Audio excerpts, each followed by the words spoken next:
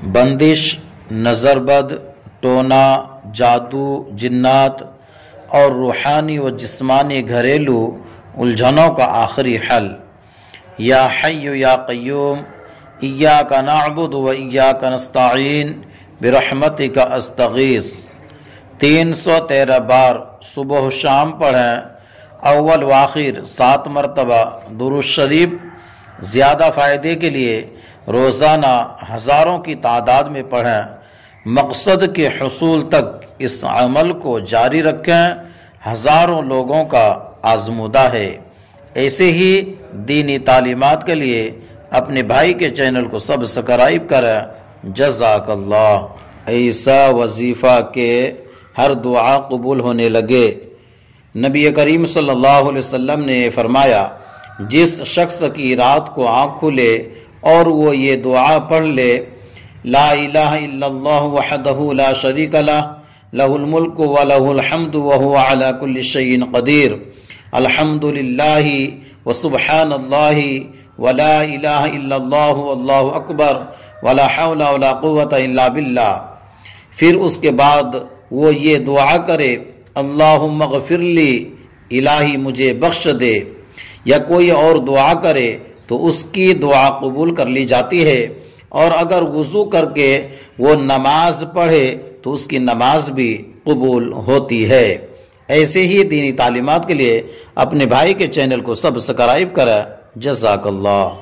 دکھ، درد، مصیبت، پریشانی اور قرض میں مبتلا رہنے والوں کے لیے ایک بہترین قرآنی دعا۔ جو احباب دکھ اور پریشانیوں میں مبتلا ہے یا قرض نے ان کو گھیر رکھا ہے تو وہ صبح شام اس دعا کو 7 مرتبہ پڑھیں۔ رب انی مغلوب فانتصر، ترجمہ، اے میرے رب میں عاجز آ چکا ہوں، تو میری مدد فرما۔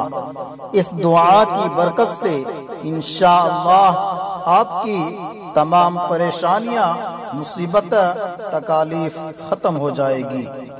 ایسے ہی دینی معلومات کے لیے ہمارے چینل کو سبسکرائب کریں۔ جزاک اللہ۔ ایک دعا جس کا ثواب اللہ نے چھپا رکھا ہے۔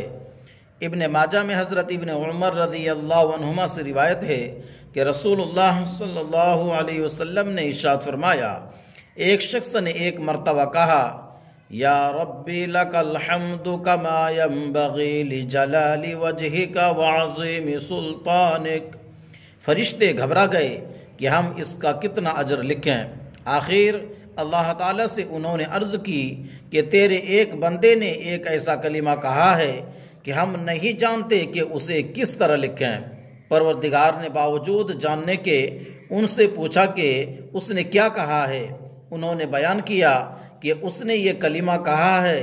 فرمایا، تم یوں ہی اسے لکھ لو، میں آپ اسے اپنی ملاقات کے وقت اس کا اجر دے دوں گا۔ تفسیر ابن کثیر۔ ایسے ہی دینی تعلیمات کے لیے اپنے بھائی کے چینل کو سبسکرائب کریں۔ جزاک اللہ۔